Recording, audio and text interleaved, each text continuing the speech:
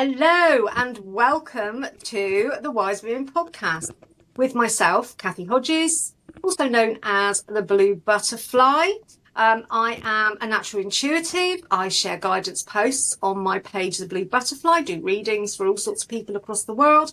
And I'm also a Reiki master, and I know all about, I know all about, nobody knows all about everything, but I am quite au fait. You know a lot. I'm quite au fait with crystal healing and other healing modalities. And also I am a real history geek, and I love anything to do with history, myth, mythology, legends, all of that sort of stuff.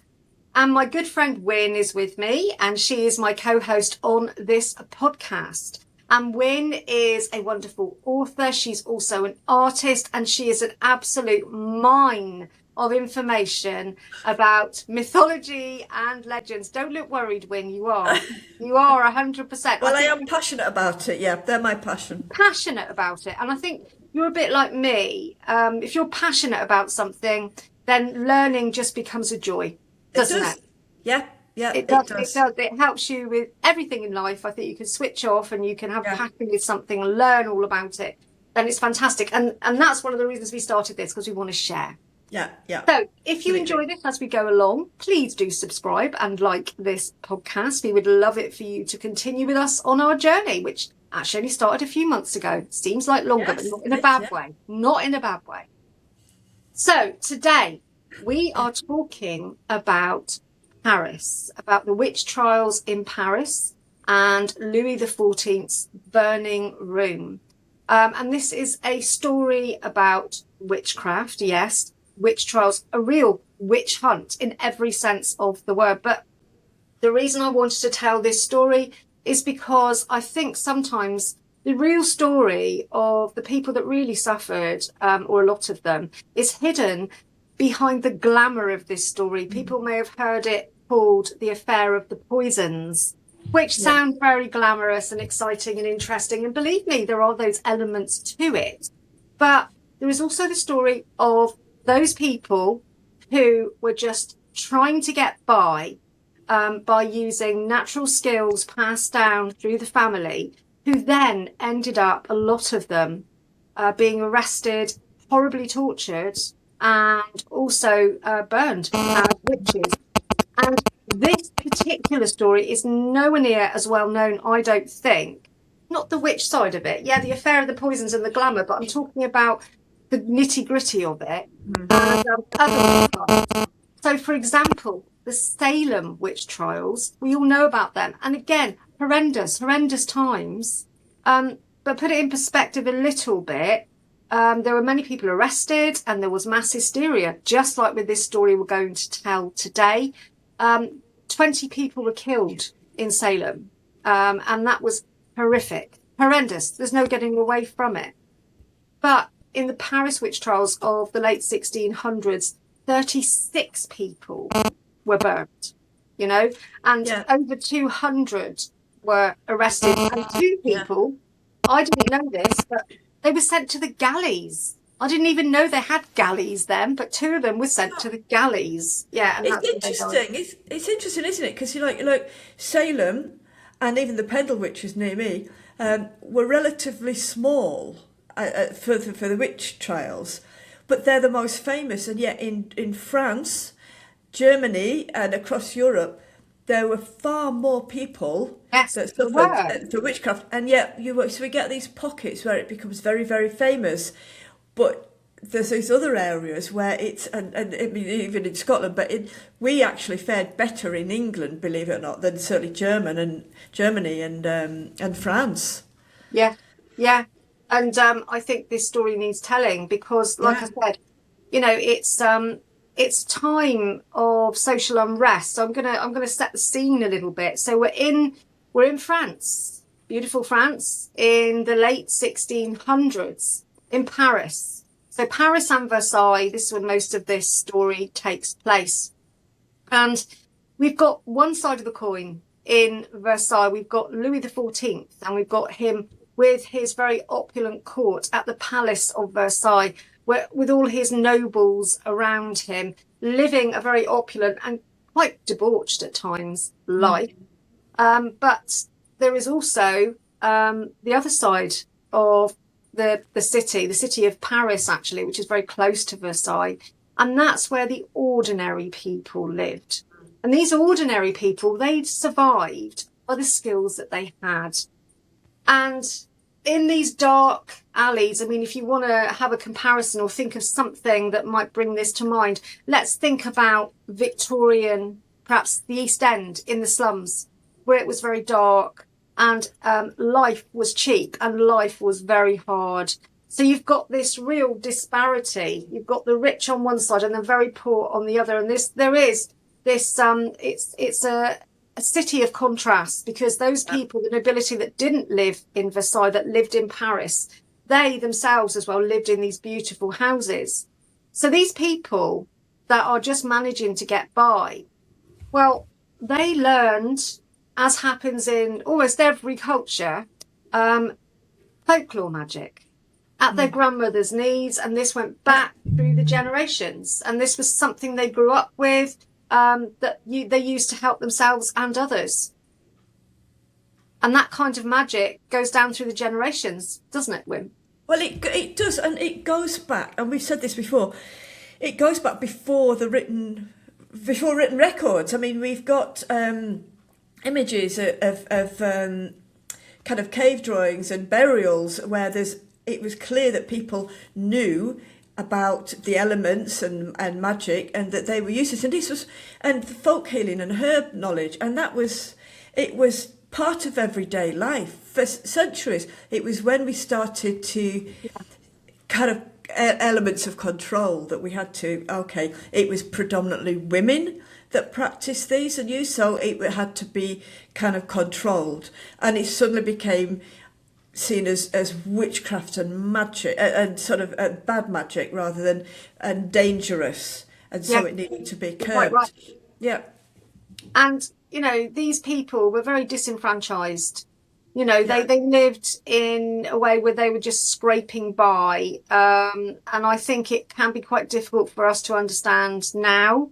Those of us that are privileged enough to have a regular roof over our head and enough to eat and enough money to tick on by, to understand how difficult it was. So a lot of people, as well as their ordinary jobs, they would have a side hustle. Indeed, we call it now a side hustle, if their husbands, the women, for example, were working, their husbands were working, the women were at home with the children, it was something else to do. And people do that now, So what did they know? What was their skill? Well, this folklore magic. They needed to make extra money, so they used what they had. And so you would find in these areas, I mean, I'm sure it was very colourful and very vibrant and very noisy and probably quite smelly, I expect. But I would still love to go and have a wander around there as long as it was safe, perhaps in the daylight. You would get astrologers, you would get alchemists. Alchemists are people that think that they can turn base metal into gold. You would also perhaps get card readers, fortune tellers, as they were called, faith healers, as they were called back then. So hands-on healing. These days you might equate it to something like Reiki or something like that. And they would also make spells, so love spells, all of that sort of thing. And so you've got this place in Paris, in the slums, which is very different than the Paris high society and Versailles, the Palace of Versailles, not very far away from France. You've got these nobles, so the nobility, and obviously Louis XIV, he's holding court literally there. And they don't have to pay the taxes even that these poor people have to pay. So they're up against it anyway, yeah. They're using what they have to make a little bit of money, but they're also taxed to the hilt, while these nobles are living the life of Riley. And they are living, most of them spend a lot of time in Versailles. And that's where Louis XIV was, and where he liked to be at the very centre of things. And he liked to keep an eye on his nobles, but also he had a very high opinion of himself, didn't he, Win? He did, yeah. He loved himself. He called himself the Sun King. He chose the sun as the symbol for his reign. And it was quite clever. It was kind of carefully crafted. It wasn't just a nickname, because it was to present him as the central force, like so for instance, everything evolved around him, just like the sun and the solar system. So he identified himself as the sun god Apollo, didn't he? I don't know if you knew Yeah, that. I do. Yeah, and Apollo, the Greek He Apollo. was very fancy. He's very that's Yeah, that's yeah, the word that I know. I always think about Louis XIV. Very Yeah. fancy. Yeah. Oh yeah. Well, so Apollo represented light, and he overcame the giant python, which represented chaos and dark. And so Louis certainly saw himself as that, as the light overcoming the darkness. So the people that you're talking about that are living in these poor areas, they started to become the dark, and it was about displacement of older traditions, sacred traditions. But I don't. But you know, his whole palace revolved around him, didn't it? I know. I mean, everything was set to reinforce his power. From getting up in the morning to eating his meals. So he would get up, and the nobles. They each had a job, and they would be, to dress him, maybe put one sleeve on, and he would always have, everything had to be a public display, because it was to show how important it was. And so court life revolved around him, from getting up, eating his meals, because he wanted to keep all his nobles close to him, because keep your friends close and your enemies or potential enemies closer. Exactly, Yeah, exactly. yeah, And this place, although it was um artificially looking very opulent, and apparently he had gold leaf everywhere, didn't he? And had everywhere. sun, Yeah, massive suns gleaming down on yeah, you, and all the rest of it. It was also pretty grubby as well. I mean, I'm not going to go yeah. into great detail, but put it this way: if there wasn't a toilet, you just did it where you did it. Yes. That was quite common in those days. So it was a place of a mixture of power, also debauchery, Yeah. because, there was a lot of that going on there as well. Although Louis XIV set himself up as this, divine, very sort of holy and word devoted sort of person to the Catholic religion. Like, he went to mass, like, I don't know, umpteen times a day. But that was kind of probably as well confessions and things like that, so that he felt that he could carry on doing what he was doing Yeah. and then go and confess it all. And he went to mass. That was absolutely fine. So it's in this kind of it's a maelstrom of all these different energies at the end of, or in the 1670s then in France. And it's from this that this story develops. So if you are close to the king and you want to get closer, there's a few ways you can do it. If you've got somebody who's ahead of you in the nobility, so somebody perhaps that is going to receive an honour, you be the next in line, then perhaps if they didn't exist anymore, it might make things a bit easier for you. So you might get some poison from somewhere to make that happen. Another way was to put, this happened in the courts all across Europe, forever and a day. If you could get a pretty girl from your family in the king's eye line, and then hopefully get her into his bed, then, you were going to really climb the ladder. It would put your family further up, shall we say. So how do you get rid of somebody that's standing in your way? Or if you are a mistress and you see somebody else coming along, so you're one of the king's mistresses, and perhaps you might use a bit of poison to get rid of them. Now, this sounds horrific. It sounds terrible. And it is. But in those days, as I said, life was cheap. Nobility in those days, they were, I can't think of any other way to say it, so I'm going to say what I think, up their own arses, basically. And they thought that they could not be judged. Whatever they want to do was fine. And, the poor people, well, they're doing their thing down there. We can do whatever we like. And if we need to involve them at any point, then that's their honour. And we're going to kill people when we need to and just get closer to Louis. So that's the theme. Okay, so that's what's going on. Now, this all started a few years before the massive witch hunts and witch trials. And I have a book here where I've written down some names because I'm going to pronounce them because I don't want to offend any French people. So any French people listening, have a really good laugh at my expense. This lady was called Madame de Brinvilliers. You can do it. You can do it. Madame de Brinvilliers was what she was called. Now, she was born into a noble family, and she married reasonably well, but she met somebody she quite fancied. And so she had this bit on the side, this bloke that she was having an affair with. And she also wanted lots of money to make sure they were going to continue to have a great time. She decided there wasn't enough. So she decided what she'd do is she would bump off her dad and get some money. And so that's what she did. And then she realised that she didn't really have enough money still. And so she then bumped off her brothers as well. And she used poison.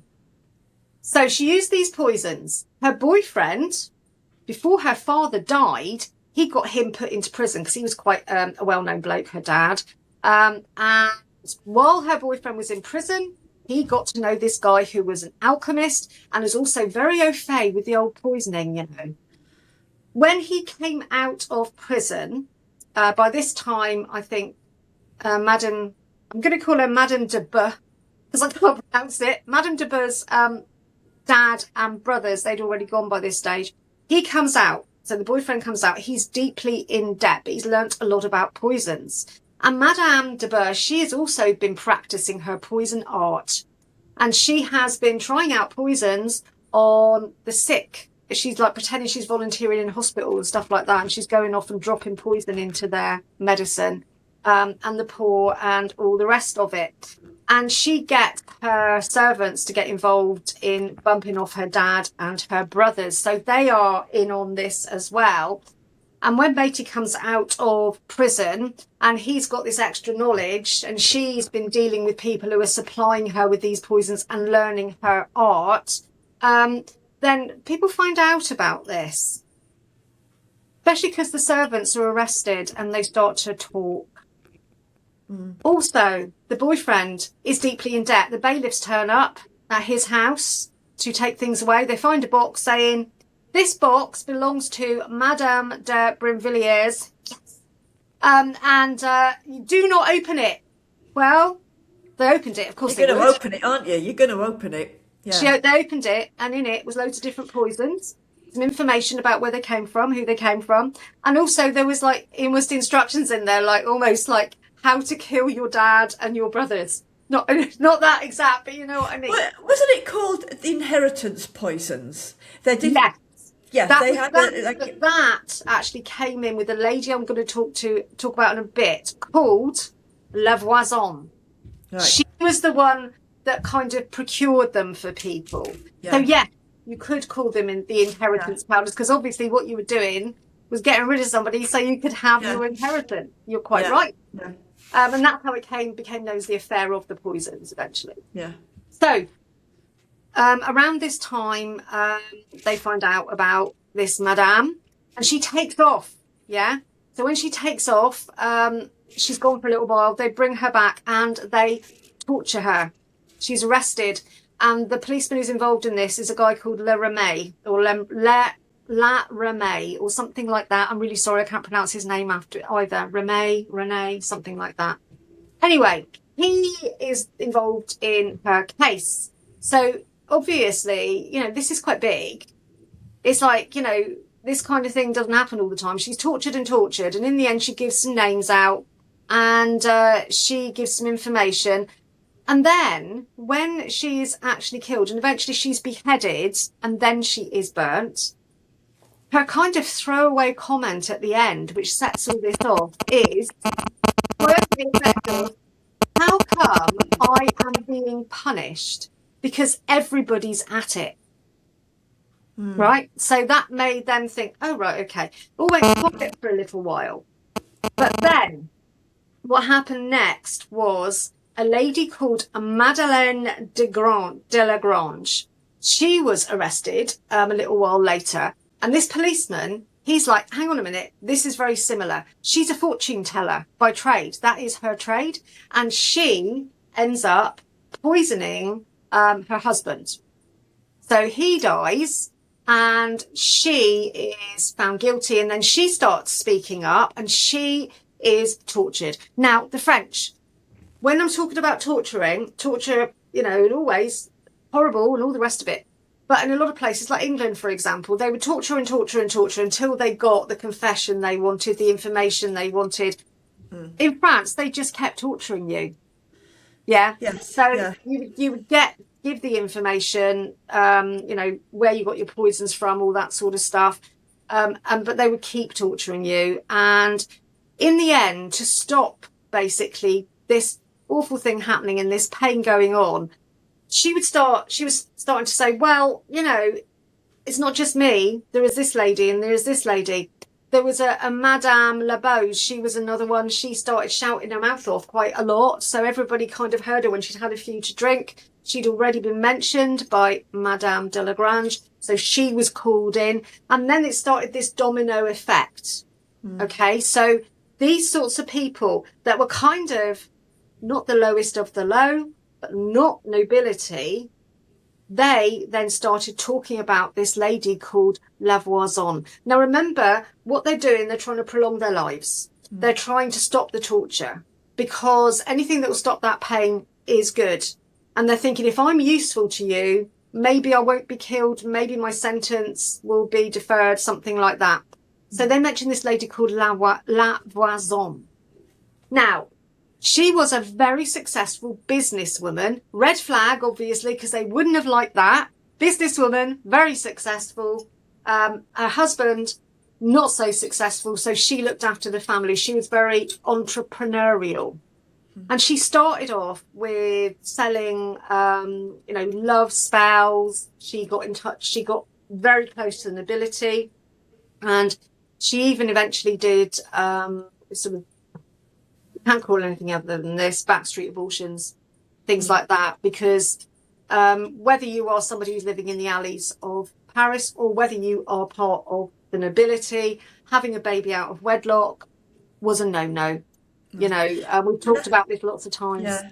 And I think also that one of the important things you've talked about there is that now we're starting to see it getting closer to nobility, and when it gets closer to nobility, it gets closer to the king, and that in itself is a big threat, because we can't have that, and so it suddenly becomes more worrying that they can't control that, and the king needs to be protected, the nobility need to be protected, and I mean, we've seen it in other, I mean, this is a witch trial in the normal hunt, this is more like in the normal sense, but we've seen it in other places where we think it's just the poorer people, but when it starts to hit those who are wealthy and those who are in nobility, suddenly It's like, there's oh, a sea shift, isn't there? Things yeah, change. because they kind of think, well, the lower classes, this is just the kind of thing they do.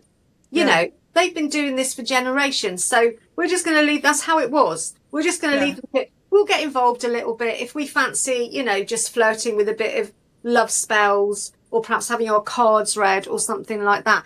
When it comes to poisons, which is what Yeah. Lavoisin eventually started selling, so the inheritance powders, you know, as you said, so these Yeah. were, it sounds like a really sort of banal name, inheritance powders, doesn't it? But actually Yeah. what you're doing is you're buying a poison to kill somebody off so you can move further up the social ladder.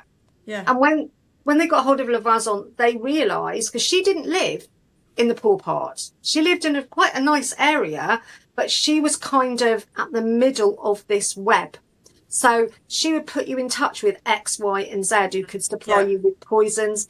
And, you know, if you wanted an abortion or something like that, if you want whatever it was you wanted, if you just wanted to have your cards read, fair enough. But it was this poison, and there was a thing around at the time that went across Europe. There were certain poison syndicates, they called them. And that's basically what this was. But it was all about witchcraft, yeah? So they're talking witchcraft. They're also saying, I mean, I don't believe this is true. I think this is part of the mass hysteria which always happens around this. You get arms and legs to stories and people add things on because this mass hysteria almost builds into an excitement, doesn't it? And they thrive on it. And people were saying that she was doing black masses, so sacrificing children and all this sort of thing. And I don't believe for a second this was true. But anyway, she was arrested. So then things really started to kick off. So they arrested eventually over 200 people. And these were men and women who lived in these poor areas who had been offering these practices for quite a long time. And the poisons, I think they were part of it, but mostly, most of these people weren't doing any harm. But their names were mentioned, and their names were mentioned by these women that were arrested that I've mentioned because they were trying to save themselves. They were trying to prolong their life, trying to put the heat on somebody else. Like, well, I'm doing this, but she's doing that. You want to get hold of her. And hopefully then the heat will come off them. So eventually it became such a thing that when the First Lady was properly arrested, Madame Lagrange, I'm not talking about the original lady that kicked off the interest in the poisons, whose boyfriend met the alchemist, not him. But Madame Lagrange, she was the fortune teller who killed her husband. When that kicked off and she started mentioning other people and they started to be arrested, Louis XIV thought, right, we've got to set this up properly because this is a serious thing. So he set up this special court and it was called the Burning Room. It's called in French something like Le Chambre Ardente or something like that. Okay, so it means the burning ring. And originally it was because there were candles burning and it was, sort of dark and eerie and everything. But a lot of the people that were tried in that burning room were then burnt. So then it really took off from that. And so they would be tried, they would be tortured. It was horrendous. And this went on for about 3 years. Now, when they start talking to La Voisin, remember she's the lady that's right at the centre of this. She's the one that can put you in touch with different people. Madame de Montespan's name comes up. I know how to say her name because I've always been fascinated by Louis XIV and his multitudinous mistresses. And so I know a bit about her. So Madame de Montespan, Louis XIV, he had lots of mistresses, and these mistresses would vie for his attention. But she was his favourite, or one of his favourites. She was very beautiful, and she had more of his children than any of his other mistresses. And she was also quite a hard nut to crack. She was quite ruthless, and she was used to being in that position. So apparently she started getting love spells, first of all. Love spells for the king to make sure that he still fancied her. Because there was lots of other women vying, for his attention. Now that sounds quite sort of harmless, love spell. It's just going to have some herbs in it. It's probably not going to do anything. We know that. But some of them contain something called Spanish fly, because they were part love spell, part aphrodisiac. Spanish fly itself, it's not a fly, it's like a little beautiful little green beetle, but they put it in these potions and spells, and basically it could give men an erection, and it was very painful because it was burning, etc. I'm not going to get into detail.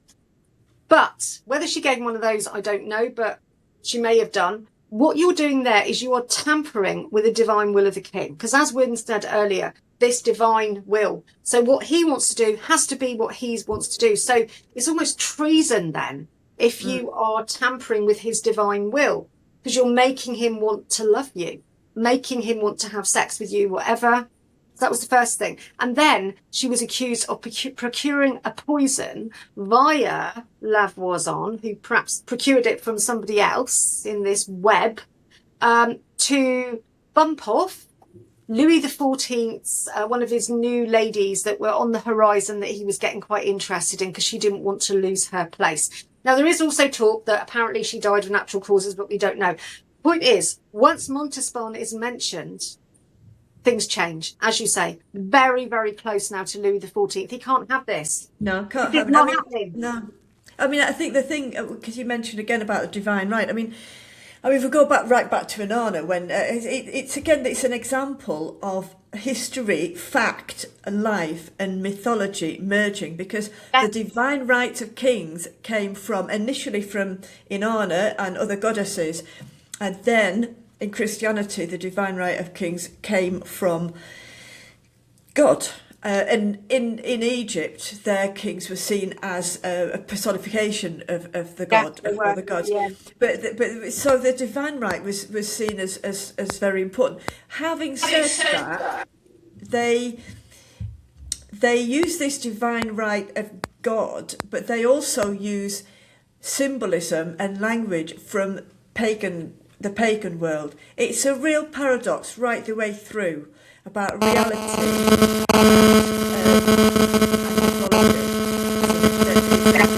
Meshing it completely. Yeah, very much so. It's a mix, isn't it? It's a mix of the pagan and the Christian. Basically, what they do is they mesh it all together and use it in the way they want to make it work for them. Of course. Yeah, but once you start messing with that divine right in the late 1600s with Louis XIV in France, he's got to shut this down. So he started up this burning rooms. He's like, well, we're going to get rid of all these witches. Now, these witches, these are the poor people. These are the people that are just making a living. So majority of the people that were arrested were them. Yeah, but as soon as it gets close, then, we've got to shut this down. And so that's what he did. And he actually, eventually, so it all sort of died down. But before that, as I said, 36, maybe more people were burned alive. We can't forget that. However interesting this story is, at this very well-known square in Paris, which apparently is still there now. And it was becoming so regular, people were watching this happening and they were absolutely horrified and terrified. And it got to the stage where, people were telling on everybody. Everybody was getting lifted, and it spread like the Salem witch trials. I think there is a good comparison there. That same sort of mass hysteria. Well, it was her and it was him. And fear, because if you don't shop your neighbour in, they're going to come for you. And then we can't get past the fear that must have been around people just doing the job. And there was, like I said, there's so much paradox about the whole thing, about what is seen as acceptable medical and philosophy and magic, and what is seen as witchcraft and dangerous. And it's all about power at the end, and who's got the power and who's going to claim that power. And it's like, it's about fear. It's also a big thing about fear. And I want to be seen innocent, so I'm going to blame you. And that's that. I mean, you can't imagine what it must be like to feel like that. No, it must be the most sort of raw, primal terror. Yeah, it's survival, isn't it? And people who want to survive. And I'm not saying you shouldn't have told on them, but I mean, it's just you can see why. Well, it's there, but for the grace of God, isn't it? In a different time, then you and I could have been in that position. And we all like to think that we'll take the higher ground. We don't know that. We don't know that. These people are already struggling to survive, and they have this little sideline, which seemed to be, to start with, very sort of simple and harmless and everything, until these poisons came into play. And once the poisons came into play, then the game shifts. Yeah. It's almost like magic. They believed in astrology, they believed in magic, they believed in all of that, as much as they believed in the divine right of the king.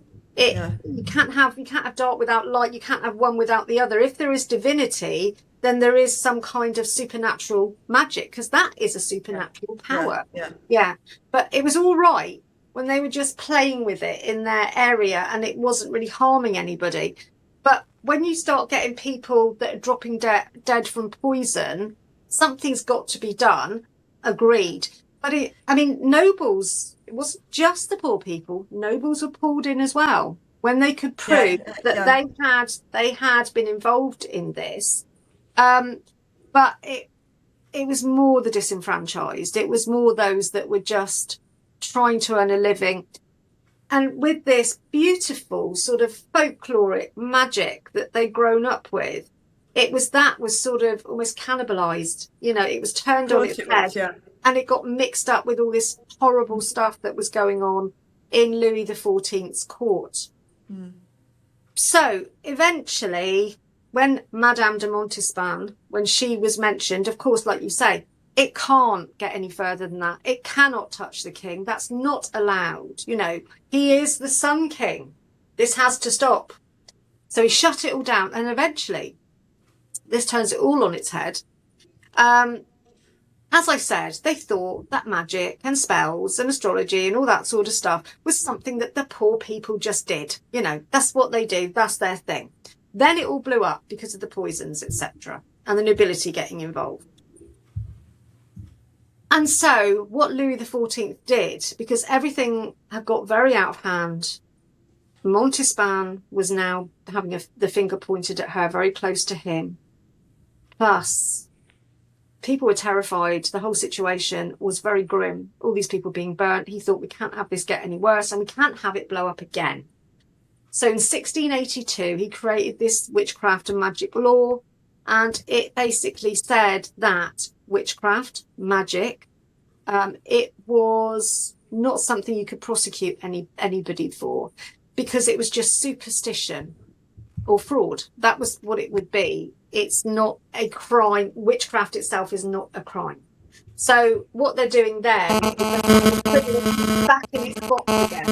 You know, they've opened the box, they've made a big show of it, they've all got involved in it. Then when it gets too close and it gets too dangerous, they push it back again. Oh, it's nothing to worry about. Yeah. I mean, it's yeah. I mean, in a lot of ways, it's interesting that they framed it as that, whereas other witchcraft acts elsewhere were seen as, you know, crime and treason and what have you. But I mean, in some respects, it was much less than what he could have imposed. But it was all about self-promotion for him, and it was all about being seen as close to God as possible, wasn't it, really? The Sun King. And also being in control. It's all about control, and that's what we've talked about. So we've got reality and things that's happening in everyday life, politics, kingship, and we've got mythology, and there's still that thing that mythology is just a story. But this is another example, and we've got examples throughout history where they mesh together, and the mythologies are being used with political power to impose control or fear on the people. And that's across the board, isn't it? That's happened right the way through. That's right the way through. And at the same time, you've also got so many paradoxes. So you've got reality and myth, and actually no, they are enmeshed together. But then you've got things like astrology, philosophy, that are being studied by some people, noble people, but when they're being studied or allegedly studied by poorer people, then that's dangerous. And it makes it their fault. It makes it the poor people's fault. Like, you know, us nobility were doing our own thing, then somebody, I'm not saying this is what happened, somebody offered a poison and that set the ball rolling. You know, it wasn't like our idea. But what he did, I think, by what Louis did, I think, was he took away this belief in, I don't know, flying broomsticks and spells, and put the fear upon educated, well-versed women, because it was predominantly women again, wasn't it? It was predominantly. So then they became dangerous because they were educated, and so it was a different level of threat. So I'm going to ask you a question. So, you know, there are lots of different definitions of witchcraft, witches. So would you say that those people that were practicing what they were practicing whether they were selling stuff or whether they were healing or whatever, would you classify that as witchcraft and witches? Or would you think it's more of a folklore, magic, a healing? Well, it goes back. I mean, I'm going back way, way, way back. So, magic was just magic. Whatever word was used in whatever culture, whatever language, magic was magic, and it was part of life. Healing, herbal work, all of that. It was part of daily life. There was nothing specifically bad about that. What it was how it was used. So when it was used to harm people, it became known as witchcraft. So the term witch kind of evolved from witchcraft, and witchcraft was very much about how you use that magic, how you use those herbs, whether you used it for good or for bad. Yeah. When it was used for bad, it became so as time has evolved, that's gone from witchcraft to any sort of magic or healing started to get lumped under that. And Wouldn't it be great though? Wouldn't it be great to go back to that time when it was just part of life and you didn't have to classify it, you didn't have to, justify it or anything. That was just part of life. Wouldn't it be great to go back to that time? Well, it would. And if you go back to Babylonian times, they thought that witches were men. They thought all witches or the equivalent word were men. And they thought that it wasn't that women didn't practice, because they did. They did all the things that you've been talking about today as part of their daily life. But it was the temple scribes and the political scribes who wrote things down, and they were male. They were, I know, 99% male. So, of course, it looked on the surface that it was a male practice. That changed, of course, kind of post-Babylon, and then you started to see the Bible being written, and things started to change, and the terms started to change. And then, we start to get witches as seen as practicing something that's bad and evil. And, of course, that was not the case. It was... Well, I mean, it's like anything, you might have whatever skills you've got, you can use them for good or bad. Do you know what I mean? I mean, a surgeon might have the exact same skills as Jack the Ripper, but completely different use of it. So we always talk about these two sides of the same coin. You've got the good, the bad, the light, the dark, however you want to phrase it. And you can't separate them out because they've got to be integrated, and and you choose whether you're going to use that for good or you're going to use that for bad. So that, and that's the same with magic or herbalism, in this case poisons, because this was much more about poisons than the traditional witch trials that we've seen. Yes, it is. But obviously, that's why it's called the affair of the poisons. Yes, it is. Yeah, I think it's a good example of how, the affair of the poisons, they were probably, I don't know, so correct me if I'm wrong, but I'm sure most of the people that were living in these poor areas were just selling love spells, herbs, herbs to heal a sore leg or to help a child with croup or something like that.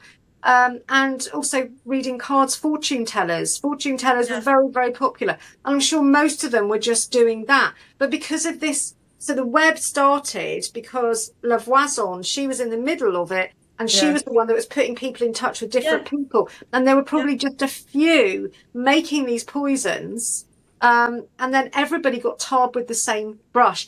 And you find that all the way through history. Completely. It's the disenfranchised, it's the poor who don't have perhaps the knowledge, or they're not as well versed in defending themselves. Because think about Louis XIV's court.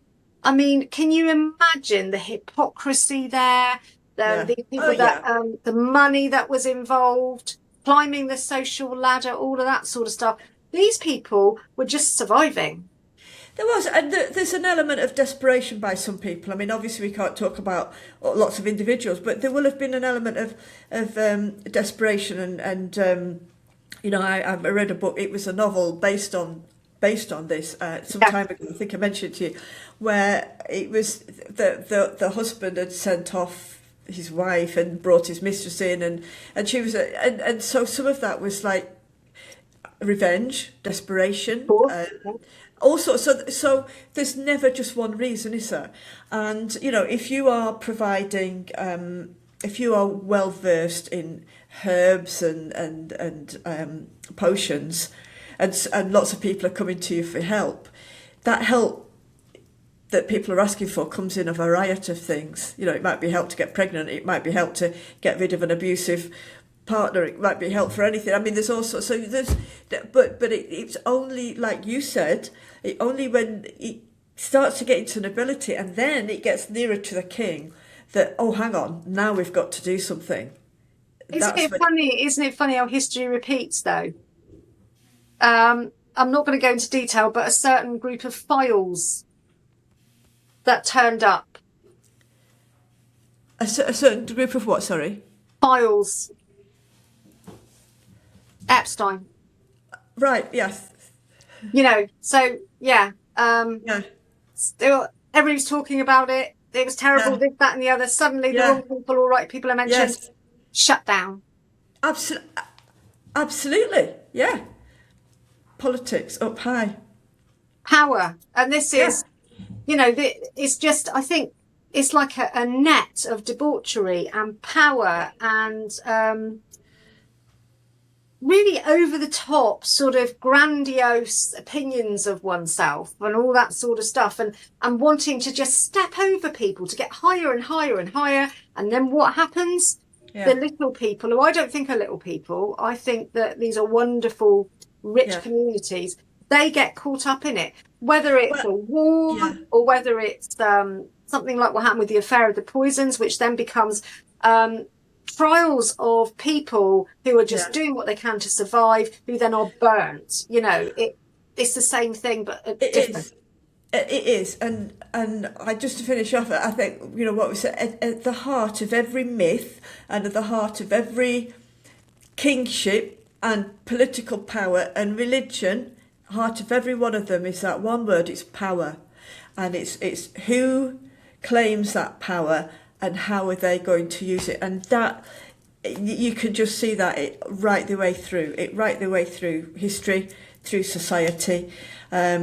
And that's what it's all about. And certainly that was with Louis, the Sun King. I am the Sun King.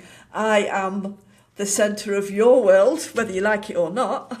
You know, and yeah, so he definitely and it's like ultimate power. Ultimate power sits with him and with any sort of tyrant or somebody who thinks an awful lot of themselves, who's in power. It's almost like MPs now who think they're untouchable. You know, it's almost like, it is like that divine right. It's almost like that now. It's like, and, you know, it goes back. So I'm untouchable, I can do what I like.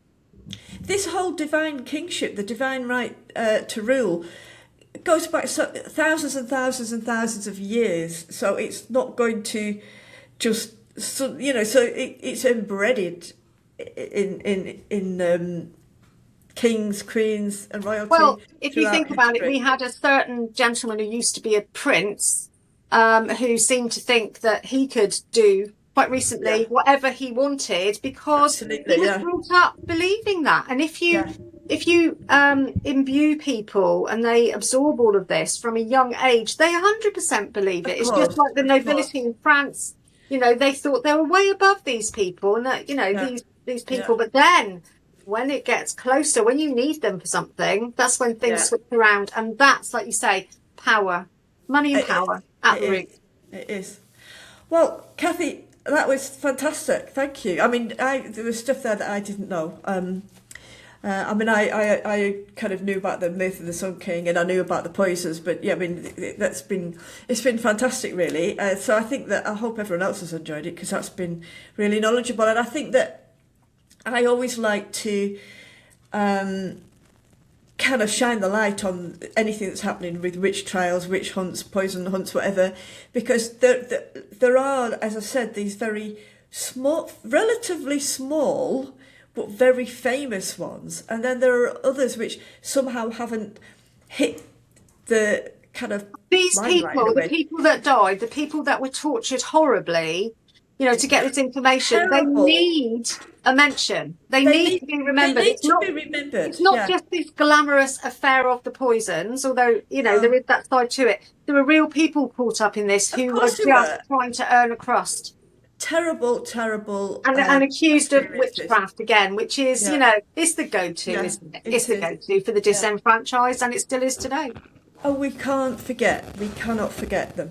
But on that theme, so that's brilliant. Thank you, Kathy. So on that theme, our next podcast, we are still going to be looking at witchcraft, but modern day witchcraft. And we are completely excited that we have got Gail the Witch Next Door. So if you have heard of Gail the Witch Next Door, or you've seen her on Facebook or Instagram, she is fantastic. So she's going to be joining us as our guest speaker for the next podcast. So for now, Kathy, looks like you're struggling with the camera or something there, are you? I think she's gone. But anyway, so please subscribe. Definitely join in for to see Gail, the Witch Next Door, on the next podcast, and we will see you next time. So thank you very much. Bye for now.